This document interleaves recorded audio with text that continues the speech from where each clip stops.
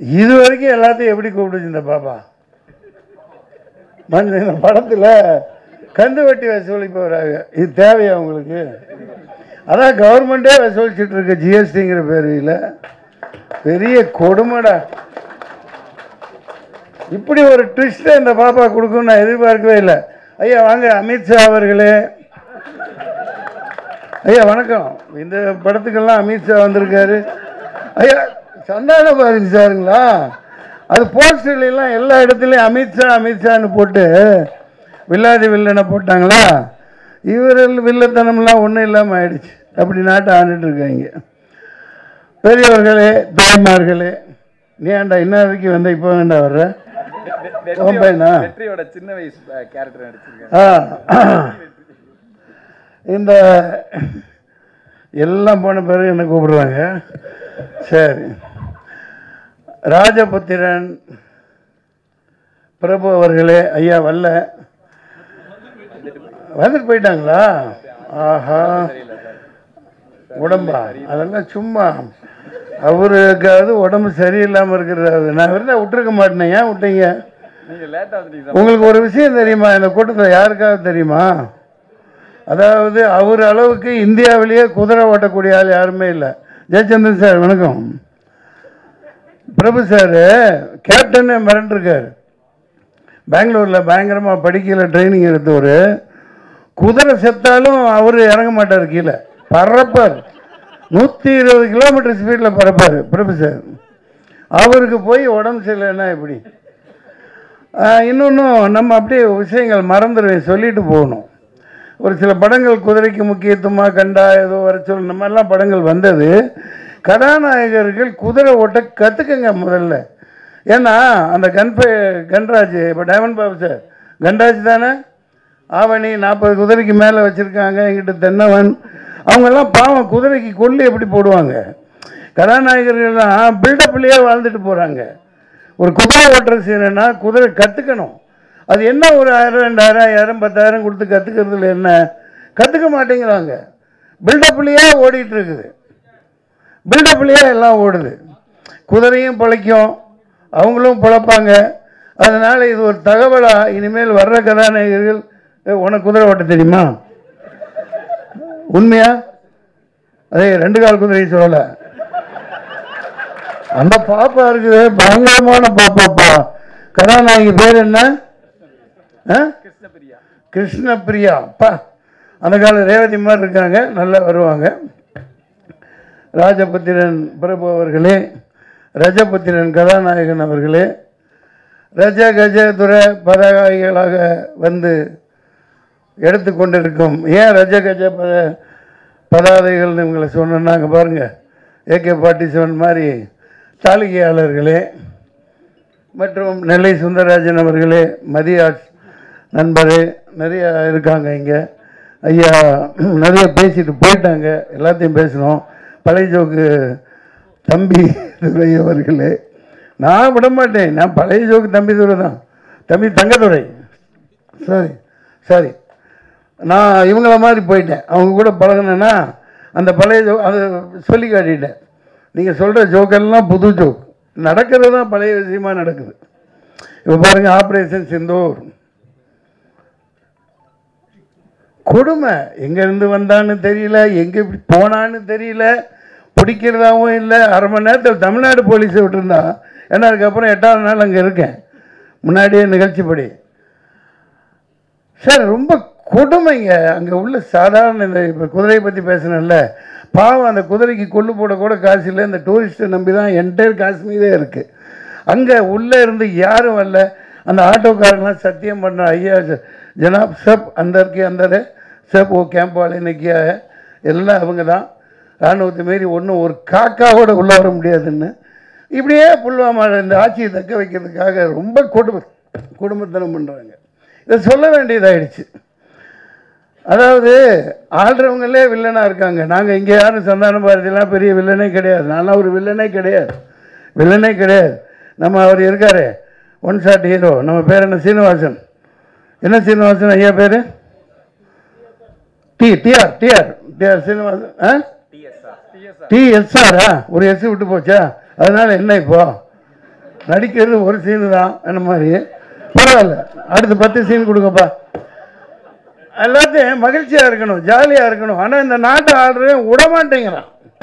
நாட்டு ஆள்ற எல்லா எரும மாடுகளும் இங்கேயும் சரி அங்கேயும் சரி மக்களை மகிழ்ச்சியாகவே வச்சுக்க மாட்டேங்கிறான். மகிழ்ச்சியை வச்சுக்கிறேன் அப்படின்ட்டு டாஸ்மாக திறந்து விட்டு ஃபுல்லாக அடிச்சுட்டு போதையில் கிடக்க வைக்கிறான். காசு எப்படி வரும்? இது ஏன் நான் சொல்கிறேன்னா, சினிமா பார்க்க இவர் எங்கே தனஞ்சயன்லாம் போயிட்டாங்களா? பேசிட்டு கண்டுருவாங்களே, கேட்க மாட்டாங்களே. சிவாசாரம் இல்லையா? சரியாக போச்சு. அதாவது தேட்டரு போடுறவர் இருக்கார்ல, நீங்கள் அப்பப்போ வந்து மயக்க பிடிச்சிங்களா? நீங்கள் தான். ஆமாம். அதாவது இவர் கஷ்டப்பட்டு ரிலீஸ் பண்ணுறாரு, ஆடியன்ஸ் வரணுமே உள்ள. காசு இல்லை, காசு இருந்தால் தாங்க வருவான். இப்போ பாருங்கள், கொஞ்ச நாளில் ஸ்கூல் திறந்துடுவான். ஸ்கூல் ஃபீஸ் கட்டணுமா இல்லையா? புள்ளவட்டி உள்ளவனுக்கு தான் தெரியும், நாட்டு ஆள்ற நாதாரிக்கு தெரியாது. சார் எவ்வளோ கஷ்டம் சார். ஆட்டோக்காரங்க அந்த 1.5 மாதம் லீவ் இருக்குல்ல, அந்த லீவுக்கும் சேர்த்து காசு வாங்குறாங்களா இல்லையா? சார் நான் உங்களை நம்பித்தான் சார் இருக்கோம். வேறு ஒன்றும் பதில் சொல்ல முடியல. எலக்ட்ரிசிட்டி என்னங்க, இபி எவ்வளோங்க? அந்த காலத்தில் ஆட்டோவுக்கு மீட்டர் தான் சூடு வச்சான், இவன் மொத்தமாகவே சூடு வைக்கிறாங்க. முடியல. இபி அந்த பக்கம் ஜிஎஸ்டி. அதாவது மக்கள்கிட்ட காசை இருக்க விட மாட்டேங்கிறாங்க. சினிமாவை காப்பாற்றுறவங்க இப்போ உதாரணத்துக்கு இப்போ விளையாட்டாக சொல்லலை, காஷ்மீரில் 50 லட்சம் கோடிக்கு மேலே இது வரைக்கும் அந்த வீணாக போன அவ்வளோ செலவழிச்சிருக்காங்க. அதுக்கு மேலேன்னு நினைக்கிறேன் 8 லட்சம் ஃபோர்ஸு. ஒரு அடிக்கு ஒருத்தன் நின்றுட்டு இருக்கான். காலையில் ஒன்றுக்கு போக முடியல, 4 மணிக்கு வாங்க சொன்னால் அப்படியே அந்த அது ட்ரைகரை கையில் வச்சுக்கிட்டே சுற்றுறாங்க. எப்போ போட்டு தள்ளுவான்னு தெரியல. நம்ம ஊர் போலீஸ்னால் இப்படி வச்சுக்கிட்டு ஜாலியாக அப்படி சுற்றிக்கிட்டு இருப்பாங்க. இப்படியே சுற்றுறாங்க எல்லாம் ஃபுல் ஆம்டா.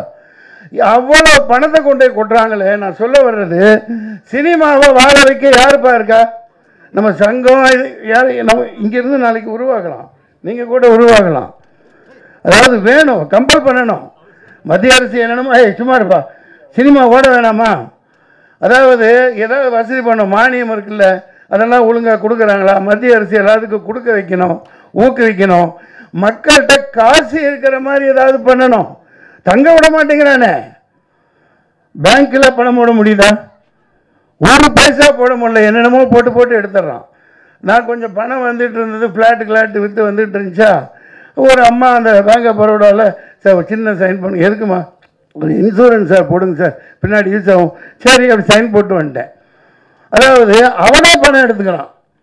வருஷத்துக்கு 2 லட்சம் 2-3 பாலிசி சைன் வாங்கினாங்க. ஒரு மெடிக்கல் இதுக்காக ஒரு நண்பரை ரொம்ப இது பண்ணி பணமே இல்லை, அப்போ ஒரு 2 லட்சம் அக்கௌண்ட்டில் போடுன்னா எப்போ போட்டான்னு தெரியாது, மெசேஜ் வருது 2,18,000 முடிச்சிட்டாங்க அந்த இன்சூரன்ஸ். அதாவது எல்லாம் சுற்றி இந்த இன்சூரன்ஸ் நடத்துகிறவங்க எல்லாம் இந்த மோதியோட தோஸ்துகள் தான் எடுத்துகிட்டு ஓடுறாங்கல்ல, சுருட்டுறவங்க. நான் எதுக்கு சொல்கிறேன்னா, குறிப்பிட்ட யாரையும் தாக்கணுங்கிற நோக்கம் அல்ல. அரசை கேள்வி கேட்கறதுக்கு நமக்கு உரிமை இருக்குது.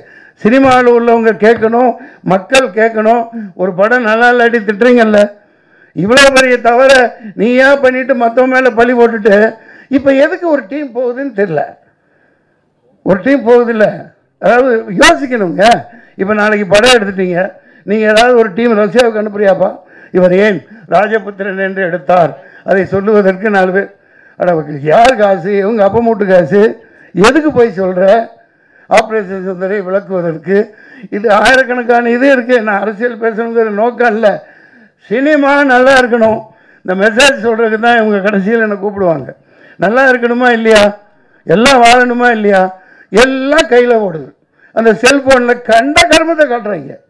அவுத்து விட்டு எல்லாம் வீட்டுக்குள்ளே போனால் ஒன்று சோபாவில் காலை மேலே போட்டுட்டு இப்படியே பார்த்துட்ருக்கு. ஆக்கி போடுறது, அங்கே ஒன்று கேம் ஆடிக்கிட்டு இருக்குது. செல்ஃபோனை பார்த்துக்கிட்டே சினிமா பார்த்துட்ருக்கேன். சினிமா எப்படி ஓடும்? ஏங்க நீங்கள் ரிலீஸ் பண்ணுறீங்கல்ல, ஒரு ஈகா தேட்டர்னு ஒன்று இருக்குது, நாளைக்கு தரல தேட்டர், அது வேறு விஷயம். ஒரு எல்லா தேட்டரும் அப்படி தான். இந்த பேனரெல்லாம் எங்கேயாவது பார்க்க முடியுதா? வெளியில் ஒரு ஹோட்டல் நடத்துகிறான், அங்கேயே ஹோட்டல் நடத்துகிறாங்க, எல்லாம் நடத்துகிறாங்க. அந்த காலத்துல எல்லாம் ஒரு பேனர் வைப்பாங்க, கையில் காசு வச்சுக்கிட்டு போய் பார்ப்பாங்க. யார் படம்? சின்ன தம்பி, கேப்டன் பிரபாகரன், ஏதோ அதாவது ஆசை தீர காசை வச்சுக்கிட்டு பார்ப்பாங்க. ஒரு தேட்டரில் பேனர் வைக்கணும், பேனரே வைக்க மாட்டேங்கிறாங்க. இல்லை சார் எல்லாம் ஆன்லைனில் வந்துடுறாங்க. சொல்ல வேண்டியது மக்கள் கையில் காசு இருக்க வைக்கணும். ஏகப்பட்டதை ஏற்றிக்கிட்டே போகிறான், டோல்கேட்டு போடுறான், ஜிஎஸ்டி போடுறான். அப்புறம் என்னென்னப்பா படம் எடுக்காட்டி ஜிஎஸ்டி வாங்கிட்டே இருக்காங்கப்பா. மக்கள்கிட்ட காசு இருக்க மாட்டேங்குது. தங்கம் 80,000 ரூபா பவுனுன்னா இந்த நாடு விளங்குமா? இவனையெல்லாம் தூக்கி போட்டு மிதிக்க வேணாமா? தூக்கி போட்டு மிதிக்க வேணாமா? ஒரு 4-5 வருஷம் 6 வருஷத்துக்கு முன்னாடி 30,000 தானே இருந்துச்சு. ஏன் ஏற்ற வர்ற? ஏன்னா கப்பல், ஏர்போர்ட்டு எல்லாம் தூக்கி கொடுத்துட்டா தனியாக இருக்குது. அவன் பாரம்பரியமாக கப்பலாக கொண்டு வருவான்.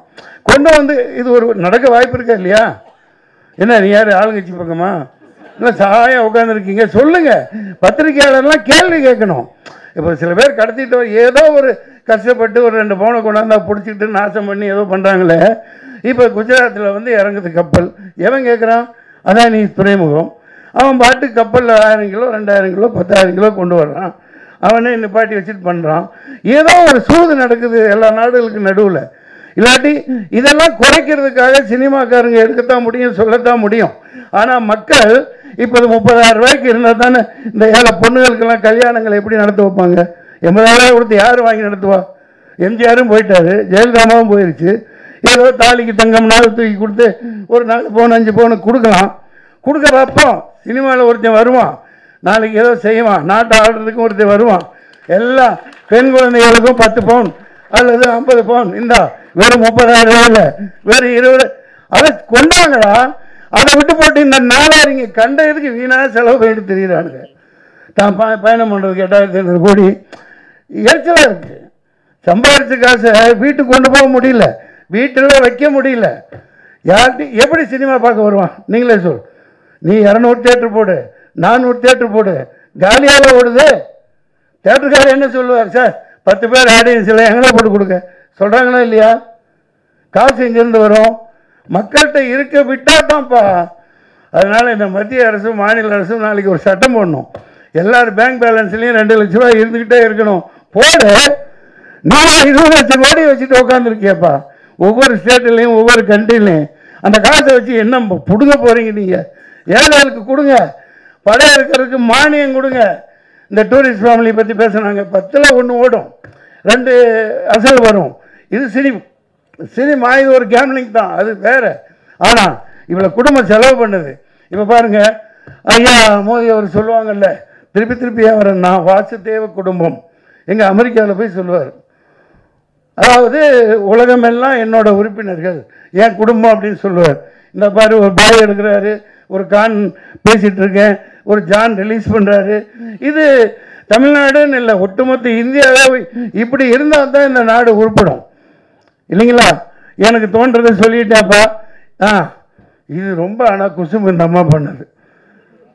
என்ன கந்து வட்டிக்கு இந்த படத்தில் கந்து வட்டிக்கு அது எப்படி நீங்கள் படம் பார்த்தீங்க? நானே பார்க்கல. ஏப்பா யாருப்பா அந்த அம்மாவுக்கு போட்டு காமிச்சிது? இந்த கவர்மெண்ட்டு வாங்குகிற கந்து வட்டியை விட வாடா அட நாடாரிங்களா? ஜிஎஸ்டிக்கு ஏன்னா கணக்கு போடுங்கப்பா. எவ்வளோப்பா வாங்குறீங்க? ஏகப்பட்டதுதான் 18%. ரொம்ப நீ வேணாம், தண்ணி வேணாம், நீ தண்ணி தான் கொடுப்பேன், நான் ஒயிட் ட்ரம் அடிச்சுன்னு சொல்லுவான். ரொம்ப வேணாம். அதெல்லாம் மேடையில் அந்த காலத்தில் எல்லாம் பண்ணோம். ராதாரவிக்கு தெரியும், எஸ்எஸ் மாமாவுக்கு தெரியும். ஆமாம், சரி, எல்லோரும் சந்தோஷமாக இருக்கணும், நல்லா இருக்கணும். அரசாங்கத்தை எடுத்து கேள்வி கேளுங்க. கேள்வி கேட்க நமக்கு உரிமை இருக்குது. நம்மள்கிட்ட பேங்க் பேலன்ஸே இருக்க விட மாட்டேங்கிறாங்க. பேங்க்கில் அக்கௌண்ட்டும் போட முடியல. இருக்கிற காசு எல்லாம் அது என்ன மினிமம் பேலன்ஸ் வைக்கலையா? அந்த விளக்கெண்ணெய் அவனுங்களை விளக்க மாற்றுக்கட்டையில் தான் அடிக்கணும். ஏன்டா அந்த இப்போ 5 வருஷத்துக்கு முன்னாடிலாம் அந்த இது கிடையாது. என்ன காசு ஒரு 150 ரூபா இருந்தால் கூட அதுக்கு இன்ட்ரெஸ்ட் போட்டு நமக்கு கிடைக்கும். இப்போ இருக்கிற காசை கோயிண்டா பண்ணிடுறான். தெரியாதனமாக பணத்தை போட்டால் அவன் இப்போ சொல்ல வந்தேன், அப்படியே விட்டுட்டேன். அந்த 2 லட்ச ரூபா போட்டேன் இல்லையா இன்சூரன்ஸ்காரன், அதோட சேர்த்து இருந்த காசையே பிடிங்கிட்டான். ஏன்டா நான் கையெழுத்து போட்டது ஆட்டோமேட்டிக்காக அவன் எடுத்துக்குவானா? ராக் கொள்ளக்கார மாதிரி நடத்துறானுங்க இந்த பேங்க். இதெல்லாம் உதைக்கணும். அஜித் ஒரு படத்தில் நல்லா சொல்லியிருப்பார். ஸோ மகாகந்தன் டைரக்டர் மகாகந்தன், மகா கஞ்சனாக தான் இருக்கக்கூடாது, மகா கந்தனாக இருக்கலாம் இல்லையா? கந்தா கடம்பா கதிர்வேலா ஞான பண்டிதா அப்பனே முருகா ஐயா மேலே கூப்பிடுங்க. நல்லா ஓட வைப்பாங்க. அது நான் என்ன பண்ண போகிறேன், நல்லா இருந்தால் ஓட போகுது. ஆமாம், நல்லா செக்கச்சேவன் அழகாக தான் இருக்கிறான். ஆமாம், நம்ம ஜெயம் ரவி மாதிரி யாரையும் போய் கட்டிட்டு மாட்டிக்காதீங்க, ரொம்ப போயிடும். சரி, என்னமோன்னு அவங்கவுங்க வாழ்க்கையை அவங்கவுங்க பார்த்துக்கிறது தானே. சரிங்க, போயிட்டு வரேன், சந்தோஷமாக இருங்க. 4-5 இஷ்யூ தீர்க்கப்பட வேண்டியது. மக்கள் கையில் பணம் இருக்கணும். இந்த அரசாங்கங்கள் அதுக்கு ப்ரொவைட் பண்ணணும். நாசமாக போகிறதுக்கு பணத்தை செலவழித்து நாட்டை நாசம் பண்ணுறதை விட சினிமாவை வாழ வைக்கணும்னா சினிமாக்காரங்க இவங்களுக்கு வசதி ஒன்றும் பண்ண மாட்டேங்கிறாங்க. அதுக்கு ஏதாவது ஒன்று செய்யணும் இல்லைங்களா? எல்லா படமும் ஓடணும். எல்லா படமும் ஓடும்னா மக்கள் கையில் காசு இல்லாத மிகப்பெரிய குறை. அதனால் எந்த ஆட்சி வந்தாலும் சரி, அடுத்து விஜய் வர்றாரா, கொள்கை தான் நம்ம இதில் போட சொல்லுப்பா. என்னப்பா அதான்ப்பா, அது என்னமோ போடுவாங்களே, தேர்தல் அறிக்கையா, அந்த இதில் போடணும். எல்லாருக்கும் ஓட்டு போடுற எல்லா குடும்பமும் 2 லட்ச ரூபா நாங்கள் ஃபிக்ஸ்டில் போடுவோம், அதை வச்சு நீங்கள் வியாபாரம் பண்ணுங்க, அதுக்கு டேக்ஸ் இல்லை அப்படின்னு போடணும். இந்த ஜிஎஸ்டியை சினிமாவுக்கு தூக்கணும். ஜிஎஸ்டியை என்னய்யா, ஜிஎஸ்டி கொடுக்குறாங்களே டிக்கெட்டில், அதை தூக்கணும். நாங்கள் மகிழ்ச்சி படுத்துறதுக்காக இருக்கோம். நாங்கள் எனக்கு எதுக்கு வெங்காயம் நீ ஜிஎஸ்டி போடுற, ஏன் போடுற கேளுங்க. நிர்மலா சீதாராமன், நீ இப்போ ஊறுகாய் வித்திய, அப்போ உங்களுக்கு ஜிஎஸ்டி போட்டாங்களா? லண்டனில் ஊறுகாய் வித்துக்கிட்டு இருந்த மாமி தானே நீ கன்னடத்தில் தானே பதவி ஏற்ற, ஆனால் தமிழச்சின்னு சொல்லிக்கிற. நீ ஒரு தேர்தலில் நிற்கல, ஜெயிக்கல. இந்த ஜெய்சங்கர்னு ஒருத்தர் நடந்தால் ஏதோ நெருப்பு கோழி மாதிரி நடப்பார். அது அன்றைக்கி பார்த்து நானே பயந்துட்டேன். அது உருவக்கேலி செய்யக்கூடாது. நம்ம அது என்ன ஆத்திரம்னா, நாங்கள்லாம் காசு கொடுத்து எலெக்ஷனில் நின்று ஜெயிக்கிறேன் தோக்குறேன், ஒன்றுமே இல்லாமல் நோகாமல் நோம்பு கொண்டு வந்து மக்களை வாட்டி வதைக்கிறாங்க. அதனால தான் நம்ம வெறுப்பு. உங்களில் ஒருத்தனா நான் இந்த வெறுப்பை பதிவு பண்ணுறேன். சினிமா நல்லா வாழ்ந்தால் தான் மக்கள் நல்லா வாழ்வாங்க. மக்கள்கிட்ட பேங்க் பேலன்ஸ் இருக்கணும். அந்த ஜிஎஸ்டி எல்லாம் சினிமாவுக்கு தூக்கணும், மானியங்கள் கொடுக்கணும் இல்லையா? நன்றி, வணக்கம், போயிட்டு வரேன். ஜாலியாக இருங்க, சந்தோஷமாக இருங்க. நன்றி, வணக்கம்.